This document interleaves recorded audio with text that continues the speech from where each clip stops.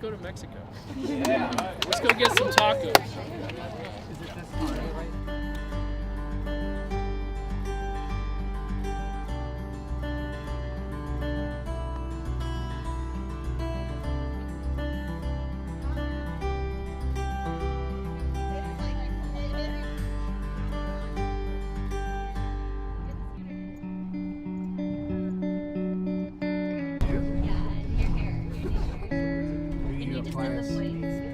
Am I good? Am I good on that side? No. No. I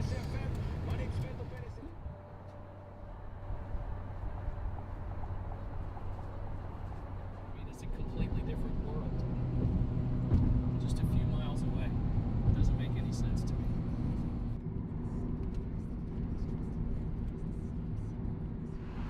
Underneath this road, there's aqueducts that come from each of these streets and run out into the river. Concrete aqueducts, there's people living in all of them. All along here there would be taco stands set up for the guys that were getting ready to hop the fence and run for it. It was like their last meal before hitting the U.S. But it's not like that now. There's a DMZ between here and for the next mile. Nobody gets through here. If you could get over that fence, which you cannot.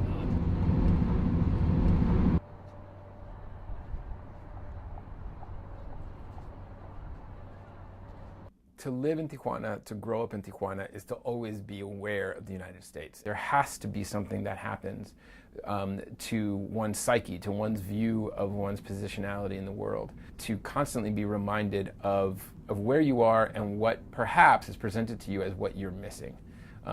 You're not missing anything, of course, but you're made to feel that you're missing something. And to know that what you're told that you're missing is just over that fence or is just on the other side, that produces this kind of tension that I think a lot of Tijuana deals with, which is being so close to the United States and so far from its wealth. And that inevitably is going to produce a kind of economic condition and a cultural condition that I think does inevitably perhaps shape some members of the population's way of seeing the world. How do I say miss you?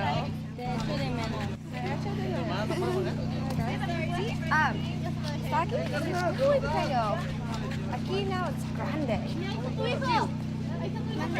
How do you say she grew up so tall?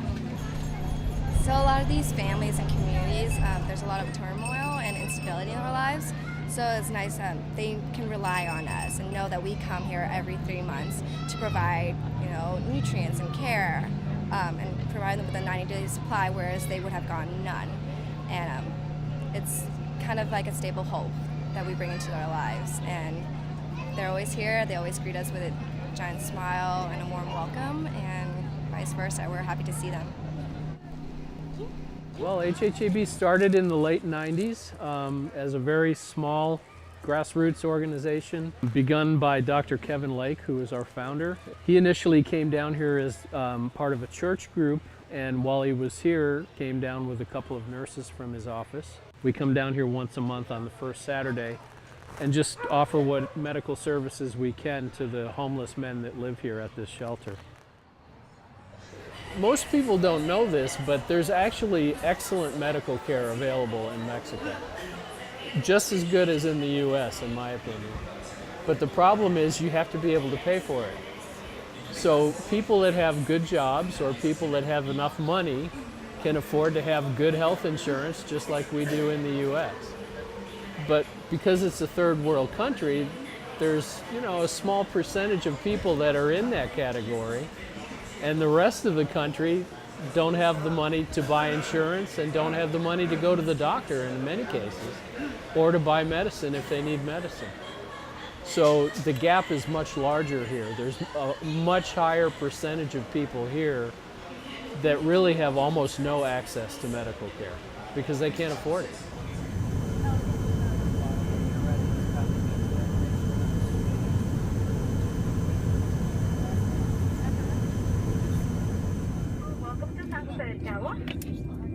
Please, everyone have ready your immigration and customs papers. From there, they have the pharmacies down there, and the pharmacies sell all the drugs, all the antibiotics, the Lipitor, things like that.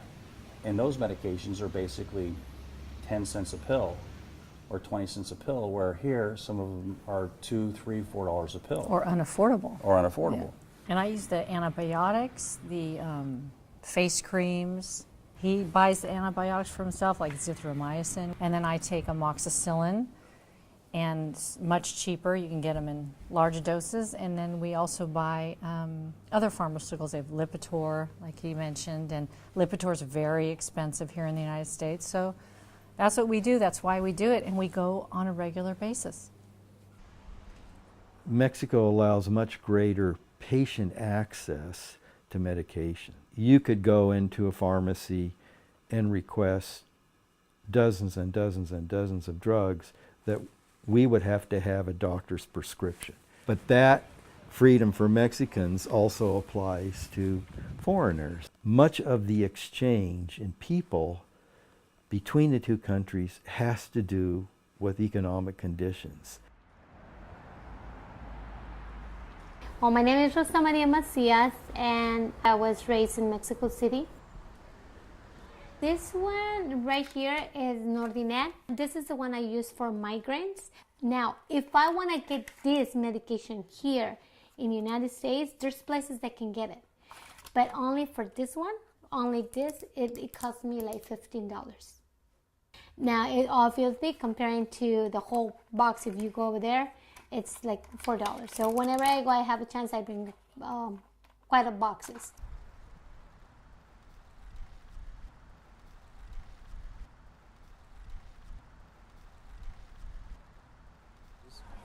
Seeing a doctor down here is not expensive, but if you don't have any money, then even a few dollars is expensive.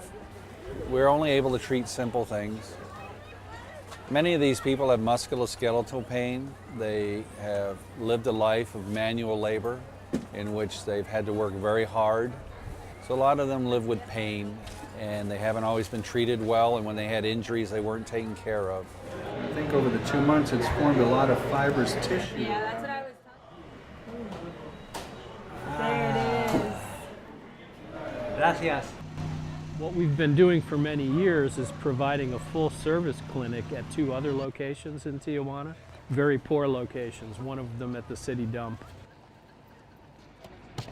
That's a big group of people. That's 100 volunteers, a very large pharmacy, a fully staffed laboratory. We give out food. We make lunch for everybody. It's a huge operation with multiple departments.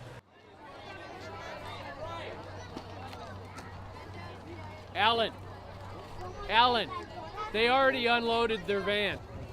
My name's Alan Okada. I'm the clinical site supervisor. And then they're going to move the van over here. Okay. The best way to move people is to make them comfortable, so let's just move the equipment back. We show up, we turn this place into a clinic. It's organized chaos, as always. Things will smooth out here in the next 5 minutes. When I started in 2009, we didn't have a clinical site supervisor. We would kind of show up and muddle through, and it would always go kind of slowly. So after a couple of years of going, the medical student coordinators asked me to step in for them when they had a test. And so I did, and realized that we could make things go more smoothly at the beginning and get up and running faster and keep everything better organized. So I kind of stepped into that role and kept doing it. And then after a while, they thought, oh, we should put a title on this. I think we run about $20,000 a year total. And we're always looking for donors to help keep us running. You know, it costs a certain amount of money to donate what we donate to get the prescription drugs that we bring, and you know, any way we can make it work. It takes about $8,000 a trip. When we first came, we just came on the slab with vans and made a circle, and that's where we saw the people. And they asked us when we were going to come back, and we told them in 3 months. And they said, that's what they all say, but they never come back. And so as they saw that we were coming, then they decided that they were going to help us. So at one point we came and they had the house made, you know. They had it up and we said, oh my goodness.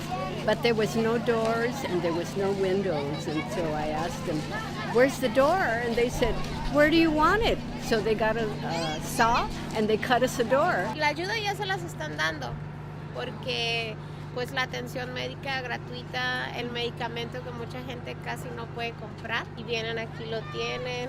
Aparte pues los niños que vengan y atiendan a las personas en todas las áreas, que los niños se diviertan, que estén bien. Y pues gracias porque vienen para acá. Y gracias por a todos los voluntarios también que lo hacen posible, ¿verdad? Oh, I love your smile. You are so pretty. You are. I love you. You gotta just smile, smile, smile, smile. It's amazing the collection of people that all come to that clinic all with the same intent, and that is to help people. And it's an amazing group of people. The volunteers that are part of this are, I would say that I look forward to this trip like I look forward to a vacation, because we're all here with the same intent and we all do it with a smile on our face and a joy in our heart, and you get back from this trip and you feel so uplifted, and that carries you through till the next trip. We don't have everything. There's a lot of things that we're missing. We don't have a lot of equipment. We don't have every medication that we might need. But I feel like you really do see how every little bit counts when you come to places like this. Not only in just like what we're able to do, but just the gratitude that the patients have for our work and every little bit that we can help them out with. It's very obvious that they're so appreciative of it, and it's really rewarding to see that.